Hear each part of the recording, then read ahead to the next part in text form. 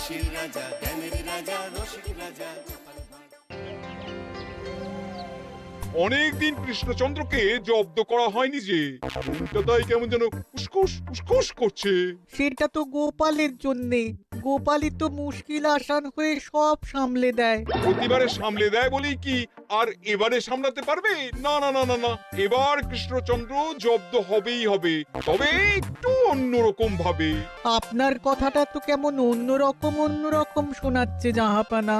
তাহলে তুমি শোনাও। কি জাহাপানা? আমার কত ধনরত্ন আছে সেটা কি তোমার জানা আছে উজির? না জাহাপানা, তবে জানার আগ্রহ আছে বিস্তর। শুধু তোমার কেন, আরো অনেকেরই আগ্রহ আছে শুনলাম, আর সেটা যতক্ষণ না জানা যাচ্ছে ততক্ষণ মনটা কেমন খচখচ খচখচ করে। করে বই কি, এই তো প্রশ্নটা শোনার পর থেকেই আমার মনটাই কেমন একটা উসকুস উসকুস করতে শুরু করে দিয়েছে। আমার হাতে একটা অস্ত্র চলে এসেছে, এবার তাই আমি এমন এক প্যাঁচ কষবো যে কৃষ্ণচন্দ্র মনে মনে কিছুতেই শান্তি পাবে না, আর তাকে অশান্তিতে রাখতে পারলে আমার যে কি শান্তি কি শান্তি, কি বলবো।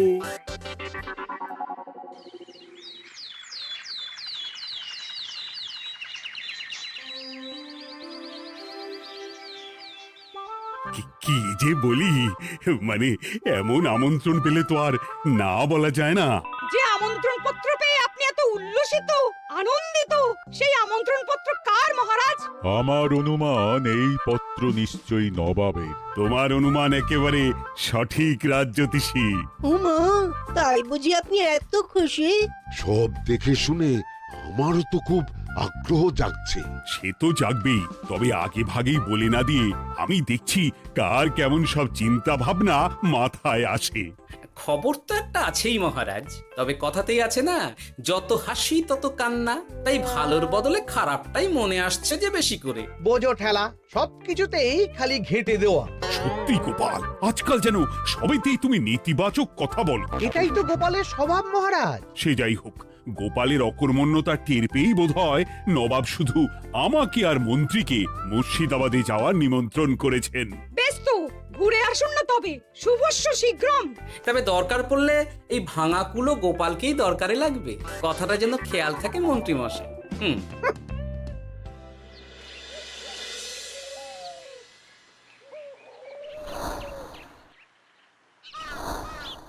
খেয়াল করেছো গিন্নি, আজকাল আমি কেমন কথায় কথায় গোপালকে চুপ করিয়ে দিচ্ছি। কেন গো, কি হলো আবার? হবে আবার কি, নবাব বাহাদুর আমাকে আর মহারাজকে নিমন্ত্রণ করেছেন তার খাস মহলে। ও শুনে যে আমার কি আনন্দ হচ্ছে। ও তাহলে এই ব্যাপার। আস্তে গিন্নি আস্তে, নবাবের ধন সম্পদ দেখার শখ মহারাজের অনেক দিনের। আমি শুনেছি নবাবের ওই খাস মহলের ভেতরেই নবাবের গুপ্ত কক্ষ আছে, যেখানে নবাব হীরা জহরত এসব রাখেন। একা তো সেখানে যাওয়া যাবে না, তাই এই মহারাজকে নিয়ে তুমি মুর্শিদাবাদে যাবে? তো যাবো তাই নয়, নবাবের গুণকীর্তন করে তার মেজাজ এমন ভালো করব যে নবাব সেখান থেকে কিছু দান খয়রাত করে ফেলবেন আমাকে। তাই নাকি? তবে নয় তো কি, গোপাল তো খেতে পাবেই না, গন্ধও শুঁকতে পারবে না। তুমি তো বারবারই চেষ্টা করো গোপালকে সরিয়ে দিয়ে বাজিমাত করতে, কিন্তু শেষ পর্যন্ত চিৎকার হয়ে যাও। গোপালই তো তখন উদ্ধার করে, সেটা তোমার খেয়াল আছে তো? আমার মাঝে মাঝে সন্দেহ হয় গিন্নি, তুমি তলায় তলায় দল বদল করে গোপালের দলে চলে যাওনি তো?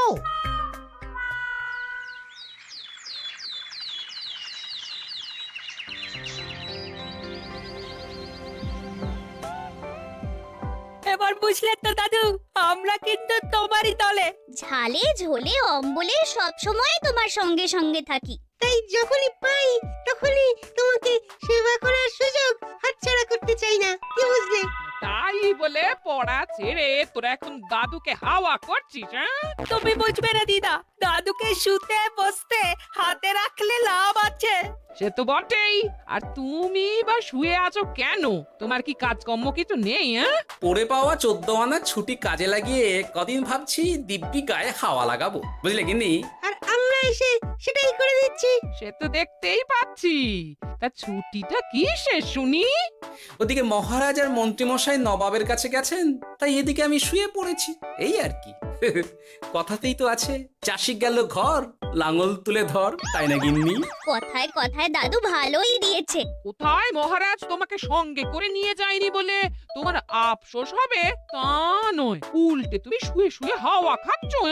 আমার মন বলছে শুধু আমি নয়, নবাবও বাজাচ্ছেন ওদিকে। মহারাজ আর মন্ত্রীমশাইকে ঘটা করে কি আর এমনি এমনি ডেকে নিয়ে গেছেন সেখানে?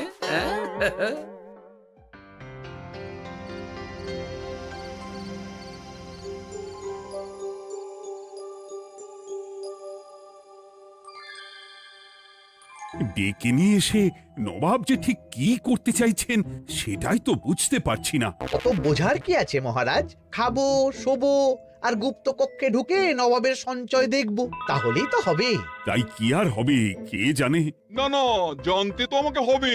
এখানে এসে তোমাদের কোনো অসুবিধা হচ্ছে কিনা সেটা আমাকে জানতে হবে না? আপনি কিচ্ছু ভাববেন না জাহাপানা, ব্যবস্থা সব করাই আছে। না না, এমনিতে কোনো অসুবিধে নেই, তবে একটা অস্বস্তি হচ্ছে বটে। আসলে মহারাজ বোধহয় মনে মনে ভাবছেন নবাব বাহাদুর নিশ্চয়ই তাকে ডেকে এনেছেন তার গুপ্ত কক্ষে কত মণিমাণিক্য ধন সম্পদ আছে সেটা দেখানোর জন্য। তাই নাকি? মানে এখানকার হিরে, সেখানকার চুনি, অমুক দেশের পান্না, তমুক দেশের মুক্ত। শুধু কি তাই, আরো কত কি। হ্যাঁ হ্যাঁ, সেগুলো যতক্ষণ না দেখতে পাচ্ছেন ততক্ষণ মহারাজ ঠিক স্বস্তি পাচ্ছেন না। এই যে কৃষ্ণচন্দ্রের যে আমার ধন সম্পদ দেখার প্রবল ইচ্ছা আছে সেটা আমার ভালো মতোই জানা আছে। তবে সবাইকে তো সবটা দেখাতে নেই, আর সবার জন্য সবটাও নয়, তাই না? তাই কি জাহাপনা? তাই গুপ্ত কক্ষের ভেতরে কি আছে সেটা না হয় না দেখাই থাক। না না, তোমরা বরং খানা পিনা করো গিয়ে, হ্যাঁ, বিশ্রাম নাও। উজিত তোমাদের খেয়াল রাখবে, কেমন? এই রে, এটা কি হলো? কি আবার হবে? তোমার পাল্লায় পড়ে মান সম্মান সব গেল। এর থেকে আমার কৃষ্ণনগরই ভালো।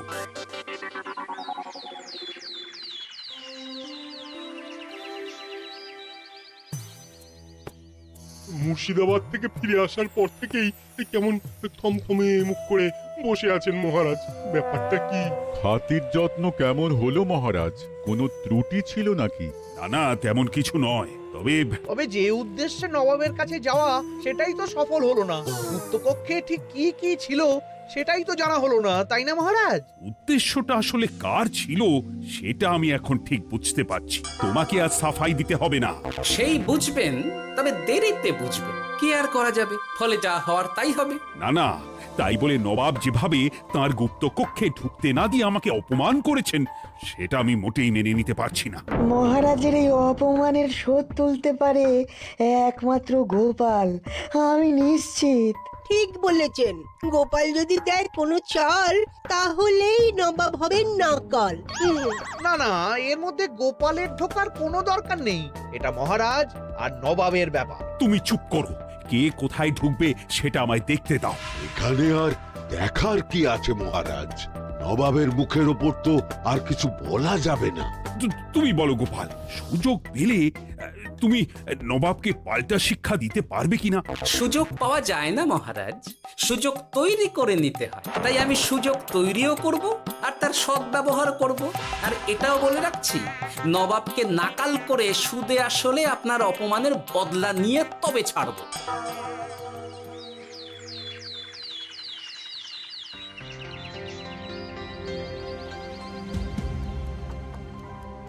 কি হলো জাহাপানা, আপনি যেমনটা চেয়েছিলেন তেমনটাই তো হলো। মহারাজ কৃষ্ণচন্দ্র মনের কথা মনেই চেপে রেখে মুখ চুন করে পালালো, তারপরেও আপনার মন ভালো নেই? না না হুজির, ঠিক জমলো না। তার উপর আবার এই বেনামি পত্র। সে কি, মহারাজ কৃষ্ণচন্দ্রকে অপমান করে তাড়িয়ে দেওয়ার পরেও জমলো না? হ্যাঁ, আর কোন পত্রের কথা বলছেন জাহাপানা? কে পাঠিয়েছে, কোথা থেকে পাঠিয়েছে কিছুই বুঝতে পারছি না। তবে দু চার কথা যা লেখা আছে এতে, তাতেই তো চোখ কপালে উঠেছে। আমার খাস মহলের ব্যবস্থাপনায় নাকি ত্রুটি আছে, অতিথি আপ্যায়নে বিস্তর গলদ। সেটা আবার 5 কান? এই না মানে এক কান হলো কি করে? কানাকানি হোক বা না হোক, জানাজানি হতে কিন্তু দেরি নেই। নাও থালা সামলাও, এদিকে গোপালও এসে হাজির। এমনি এমনি কি আর এসেছি জাহাপনা? আসলে মহারাজ এসে আপনার খাসমহলে ছিলেন বটে, তবে যে শয্যায় মহারাজকে শুতে দেওয়া হয়েছিল সেটা ছিল অসমান আর শক্ত। তাই আমি ছুটে এসেছি আপনার এইরকম নিম্নমানের সামগ্রী আর ব্যবস্থাপনা দেখার জন্য। এখানে আবার দেখার কি আছে? সবাই তো জানে নবাবের ধন সম্পদের কথা, এবার না হয় আমি নবাবের দৈন্য দশার কথা জানাবো সবাইকে। এসব কি হচ্ছে কিছুই তো বুঝতে পারছি না। প্রথমে এই পত্র, তারপর গোপালের অভিযোগ এই মাত্র। না না না না, এই রকম হতেই পারে না। কি হতে পারে না জাহাপনা? আমার শয্যায় কোনো গলদ নেই, আর এটা শুধু তুমি চোখেই দেখবে না, একবার শুয়েও দেখবে।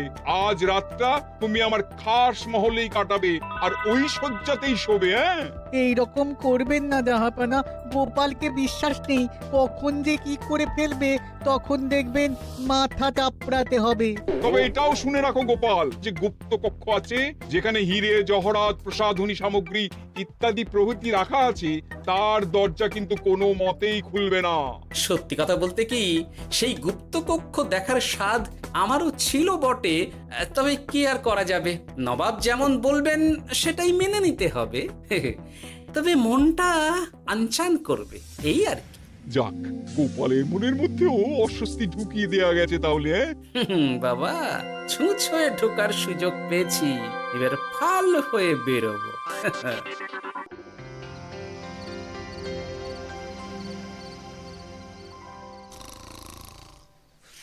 আপনি কিচ্ছু ভাববেন না জাহাপানা, গোপালকে আমি চোখে চোখেই রেখেছি।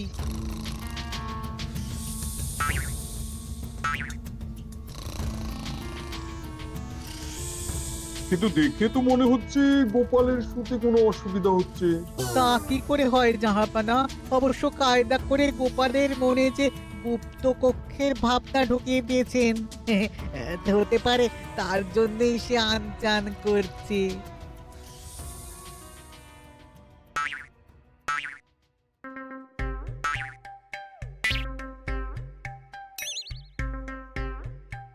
ওই দেখো, গোপাল হঠাৎ কি শুরু করেছে। তাই তো, কিন্তু কি করতে চাইছেটা কি? কি হলো গোপাল, কিছু বলবে নাকি?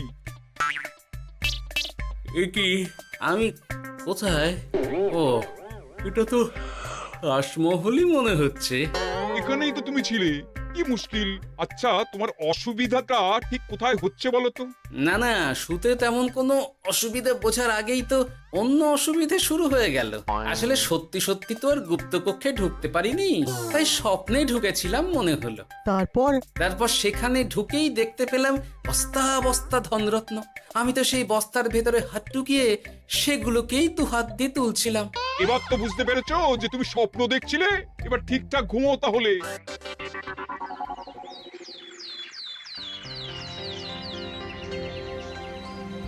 কাল রাতে গোপাল আচ্ছা ঝামেলায় ফেলেছিল। কবে ফেলে না জাহাপানা? আমাকে নিয়েই আলোচনা চলছে মনে হচ্ছে। ভুল কিছু মনে হয়নি, সে যাই হোক। এখন বলো দেখি, খাস মহলের সজ্জাটা কেমন ছিল কাল রাতে?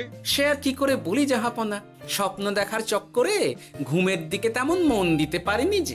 গোপাল মানেই গোলমাল, আবার বাহানা দিতে শুরু করেছে। তাই বলছিলাম কি, আর এক রাত না ঘুমোলে ঠিক মতো বলতে পারবো না। বেশ তো, আর এক রাত থাকো না হয়, তবে আমারও একটা শর্ত আছে। আগের রাতে তুমি স্বপ্নের ঘরে যা কাণ্ড ঘটিয়েছো না, তাতে জাহাপানা খুব বিরক্ত, বুঝতে পারছো নিশ্চয়ই। বুঝেছি তো, তবে যে কোনো শর্তেই আমি খাস মহলে শুতে রাজি।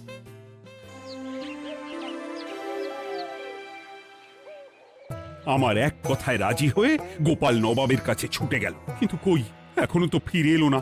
এমনও তো হতে পারে মহারাজ যে নবাব গোপালকে আটকে রেখেছেন। হ্যাঁ, কেন? গোপাল তো দাবি করে যে সে তার বুদ্ধির জোরে যে কোনো বাধা বিপত্তি থেকে বেরিয়ে আসতে পারে। এবার তাহলে ফেঁসে গেল কি করে?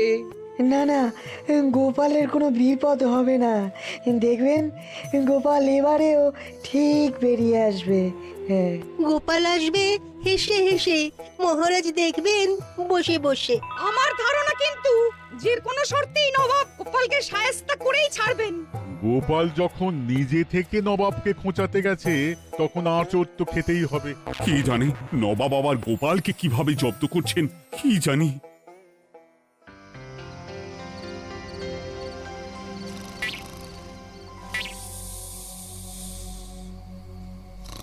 ব্যবস্থাপনায় কোনো ত্রুটি নেই জাহাপানা, তবে আজ গোপালকে না আচ্ছা জব্দ করা হয়েছে জাহাপানা।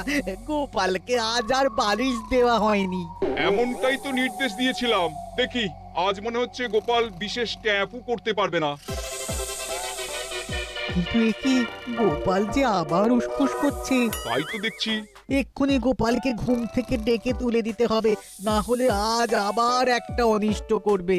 না না, আজ আর কিছুই করতে পারবে না, বালিশই তো নেই।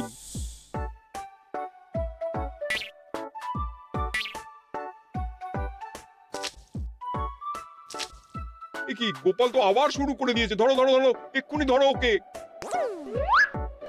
আরে ওঠো ওঠো, জেগে ওঠো গোপাল। আরে হচ্ছেটা কি? আজ আবার তোমার কি হলো? এ হে, আজ আবার একটা গন্ডগোল করেছি মনে হচ্ছে। গন্ডগোল বলে গন্ডগোল, জল ছড়িয়ে কি অবস্থা করেছো দেখো। আমার কোনো দোষ নেই, কিন্তু সেই আবার গুপ্তকক্ষের স্বপ্ন এলো আর গোলমাল হয়ে গেল। আজ আবার কেমন স্বপ্ন এলো? গুপ্তকক্ষের যেদিকে আরব আর পারস্য দেশের আতরের সম্ভার ছিল, স্বপ্নে সেই দিকে ঘুরছিলাম আজ। সেগুলো ছড়িয়ে ছড়িয়ে দেখতে দেখতেই স্বপ্ন ভেঙে গেল। বটে, দাঁড়াও, কাল সকালই তোমার ব্যবস্থা হচ্ছে।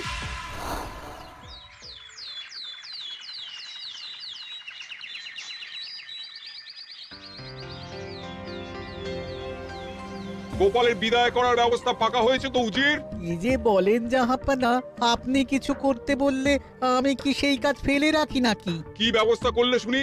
তোমার তো আবার 18 মাসে বছর। এবারে আর সেটা বলতে পারবেন না। ঘোড়ার পিঠে চেপে এতক্ষণে হয়তো গোপাল কৃষ্ণনগরে পৌঁছেও গেছে। যাক, আপদ বিদেয় হয়েছে তাহলে। সর্বনাশ হয়ে গেছে জাহাপানা।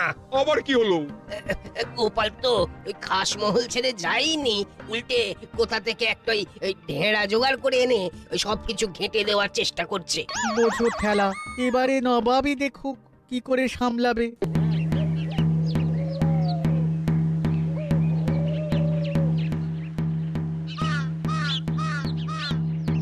শুনুন শুনুন শুনুন। আরে আরে আরে, আরে কি শোনাচ্ছটা কি গোপাল? এখনো শোনাইনি, তবে শোনাবো ভাবছি। সবাইকে জানাতে গেলে এই ঢাড়া পেটানো ছাড়া আর উপায় কি? কিন্তু জানাবেটা কি? এই যে নবাব যে অতিথিদের ডেকে এনে তাদের নিশ্চিন্তে ঘুমোতে দেওয়ার ব্যবস্থা করতে পারেন না, এটা তো সবার জানা দরকার। কি বিপদ! না না না না, এই বদনাম নিয়ে আমি গোপালকে কোথাও যেতে দেবো না। তাহলে কি করতে হবে জাহাপানা?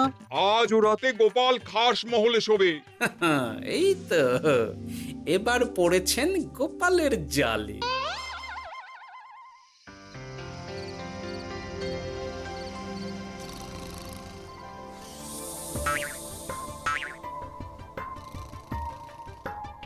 আজ গোপাল নিশ্চিন্তে ঘুমোবে। স্বপ্ন অস্বস্তি হওয়ার মতন কিছুই হবে না আজ। গোপালকে ভরসা নেই জাহাপানা, কখন যে কি করে ফেলে বলা তো যায় না। না না, আমি নিশ্চিত আজ আর কিছুই হবে না।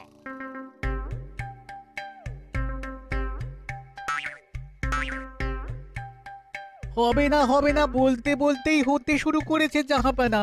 আরে ওকে গিয়ে চেপে ধরো এক্ষুনি। ঘুমের ঘোরে আবার কি করছো গোপাল? এবার আবার কি হয়েছে? আবার কি স্বপ্ন দেখছিলে নাকি? কি মুশকিল হলো বলুন তো দেখি। গুপ্তকক্ষে ঢুকতে পারিনি, কিন্তু তার স্বপ্ন দেখা তো থামছে না। তার মানে? আজ স্বপ্নে দেখছিলাম গুপ্তকক্ষের একদিকে দামি দামি রেশমি কাপড়, মসলিনের বিপুল সম্ভার, ওই সেগুলোই টেনে টেনে দেখছিলাম আর কি। তাই বলে পর্দা ধরে টানাটানি করতে হবে? ওই দেখুন, ওগুলোকেই তো মসলিন ভাবলাম। না না না না, এবার আমি মনে মনে স্থির করে ফেলেছি এই ঝামেলা থেকে বেরোবার একটাই উপায়, আর সেটাই এবার আমি করব।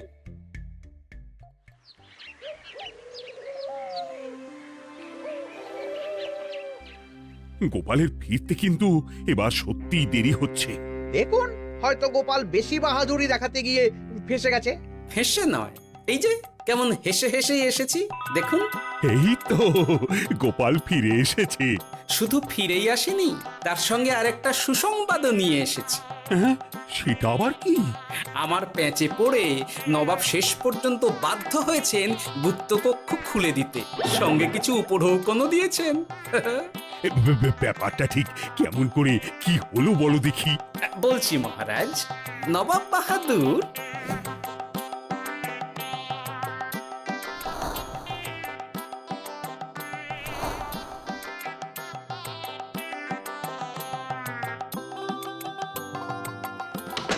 এসো গোপাল, তোমার জন্য আমি গুপ্ত কক্ষের দরজা খুলেই দিলাম।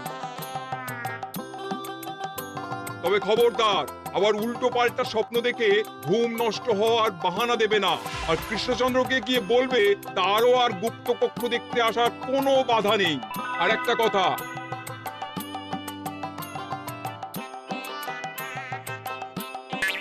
এইসব নিয়ে খুশি থাকো।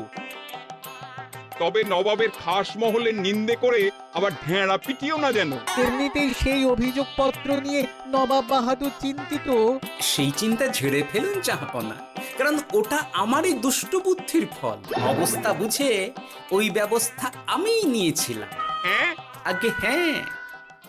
সাবাস গোপাল, তুমি তাহলে শেষমেশ যে কোনো উপায়ে নবাবকে মাথা নোয়াতে বাধ্য করলে। আপনাকে কেউ অসম্মান করলে আমি যে নিজেকে সামলে রাখতে পারি না মহারাজ।